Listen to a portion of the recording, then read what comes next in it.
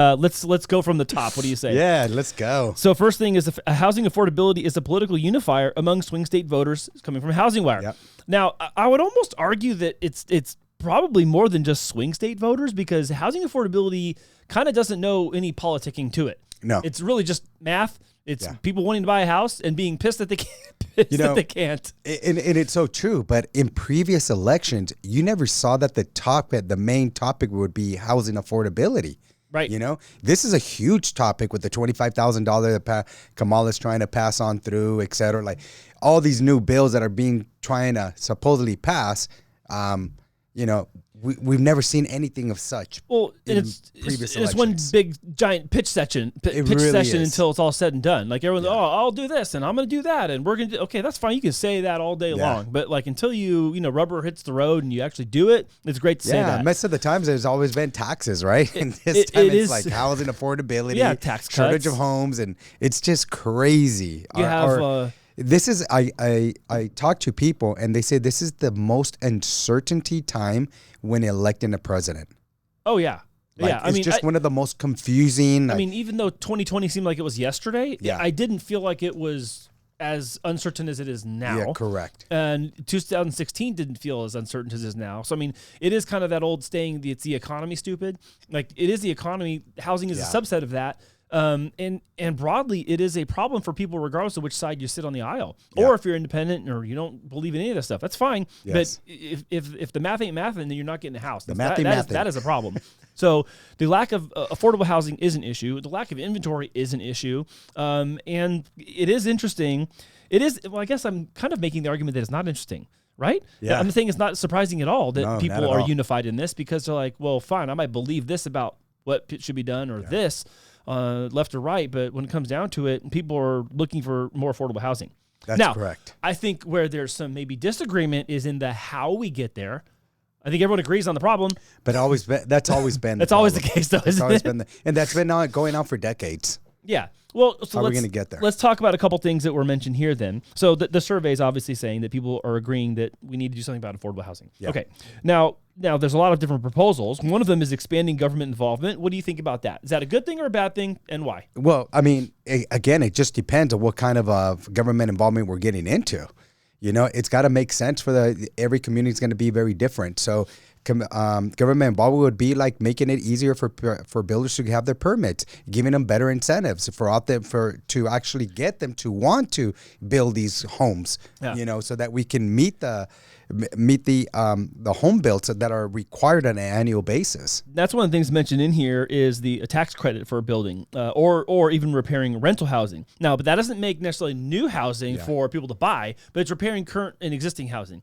Yeah. Do you think that is a benefit? Or do you think that there could be some other angle to that where that's not all it's cracked up to be? Yeah, I don't think it's always all cracked up to be. Okay. Because here's the thing, Andy, when you're getting all these permits, you get the government saying one thing, but when you go to the local government, they do another. Mm-hmm. Because of the density, level. Exactly. So we just got to get it right so that these builders can go out there and just with confidence just have, here's what we're going to build. Here's how we're going to make up for this density, right? And we continue to see that there's going to be more townhomes and condos being built. And that's the thing that kind of makes me suspicious about broad sweeping legislation is you can say that at the federal level. Yeah. And even if it's supposed to supersede local level, there's going to be entanglements and fights about that in the courts or whatever, depending on what someone is trying to do or whatever. Just look at locally here in San Diego, just a couple years ago, it's ADUs. And now we have this special system where you can get fast track permitting if you accept one of our pre-designed and pre-approved floor plans. Well, that's fine, but you can only do one. Yeah. But then that lasted for a minute and a half, and now now you can build as many as you can up to this many in this space. So that changed right away. Yeah. And because that was superseded by the state law. Exactly. And so again, I know I'm saying this kind of semi-skeptically, but I don't always think that broad sweeping policy is the solution for the municipality by municipality problems. Yeah. Because they're all different. Correct. And we've seen this time and time again too. Because of that, and because it's broad sweeping, there are cases where there's a lot of unintended consequences that actually turn out to be more trouble than they do in offering solutions. Exactly.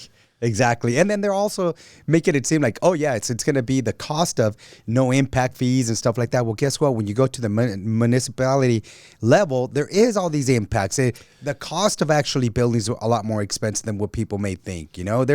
So it's like, well, is there a credit? Isn't there a credit? Is there an advantage or not an advantage? So those are the things that I'm talking about, like, do get in the way of the actual, you know, what the government wants us to do, but the municipal layers don't allow for it. So let me bring you an example that Miguel Contreras, one of our realtor friends, and we were talking about the other day, which was these buildings are going in North Park. They're like kind of mid-rise buildings, and there are several hundred units in each of these little buildings. Yeah. And you're like, oh, great, that's awesome. We're going to provide some affordable housing, or let's say some rental housing. I don't know exactly if they're for sale or not, but whatever, whether they're for rental or for sale, we're going to provide housing. Yeah. So, okay, great. That looks like a great solution.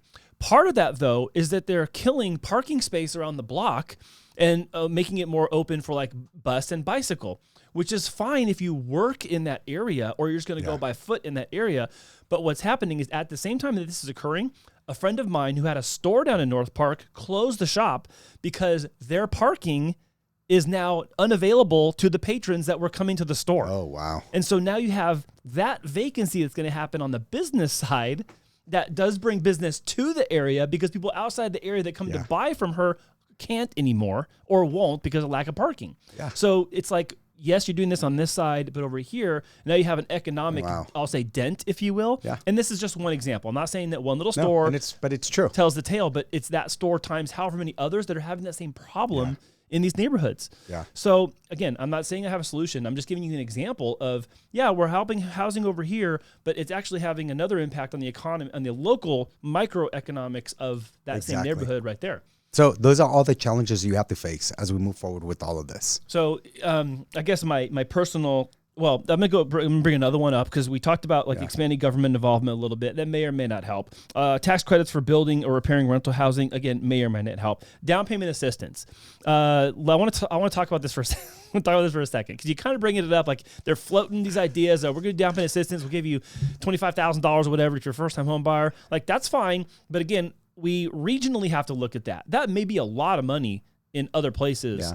That is not a lot of money here in SoCal, where that's like 3% of that's your closing costs, which is great, but that doesn't help you actually with down payment because that's not 10%. Yeah. That's not 20% of nothing. I mean, listen, I laugh at this, right? Because we do have programs out there. You have your USDA that's 100% financing. You have your VA that's 100% financing. You have down payment assistance programs out there.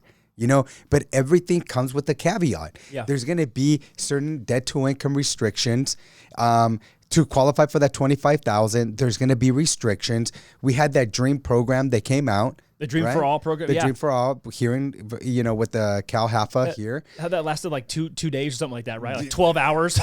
Yeah, it was, what did they come with? 500, 400, 450. Nobody was able to really tell what it was. It was at least 450. And that was gone within like 12, 14 days. Yeah, the money was gone super fast. Exactly. And people didn't care if there was any equity share, if you sold in a certain amount of time or anything of that sort. That's like it hooks in you. Exactly. You got their hand in your deal. Comes with a hook, but there is programs right now that are down payment, so.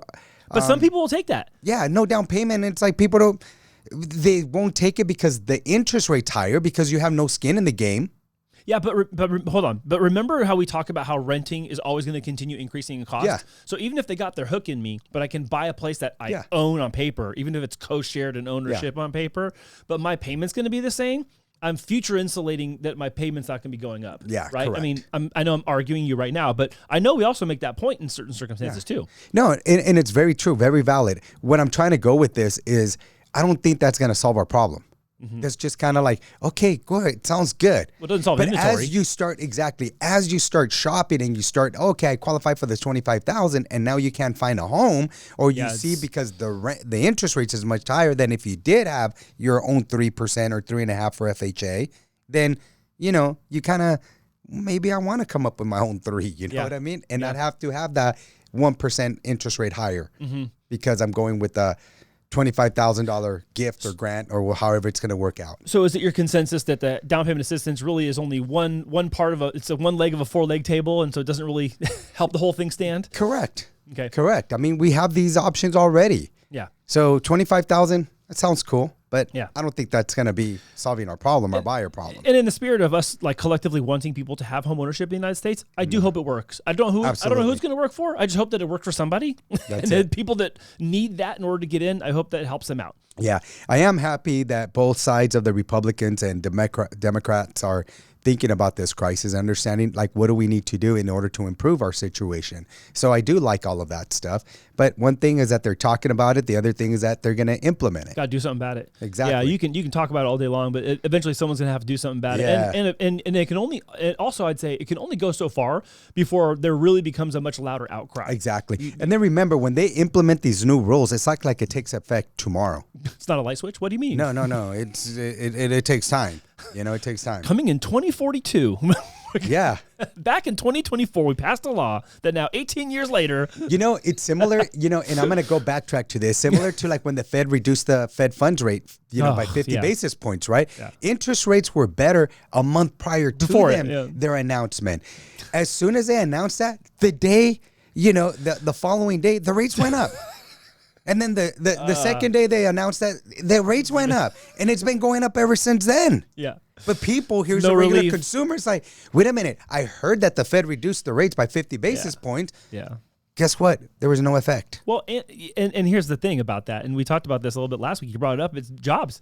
Yeah, jobs is a big part of that. They've been so data reliant for so long that if you're gonna lean on the data better hold your weight. Exactly. So I don't know. Maybe we got to put something right here that they got to agree that we no longer get false data when it comes to jobs. Good luck. You know what? I would love that. That'd be fantastic. Like really, let's include the proper, jobs. No changing of the definitions of what a recession is, and oh God, we're gonna get ourselves in trouble online. I know. Sorry. No, it's okay. Let's. The last thing they mentioned here was expanding housing voucher access. I'm not sure how that's gonna help. Because not that subsidies are necessarily bad, but I know that they can be overused or abused. There are certain circumstances where there are subsidies in place for a purpose and a reason, not for you to go without changing your situation. Correct. No, barring disability permanently, barring that kind of. I'm not talking about those situations. I'm talking about people that are able to go work and able to do things and choosing not to. The willingness factor for me is the change of whether I like or dislike vouchers. So So how did you like that?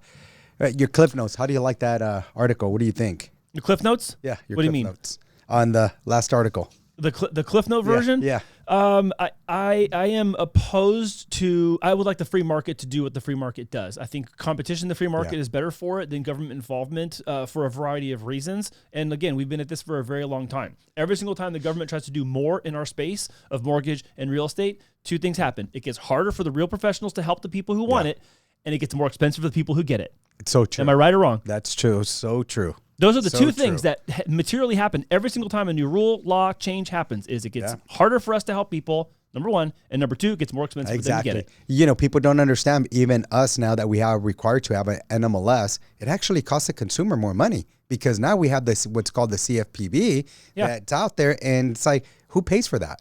The consumer. Oh, it comes out of the fees. Yeah. It comes out of the fees. It's the consumer. It's like, it's just wild. But fees and tax dollars. Oh, we're protected enough. I'm telling you. Yeah.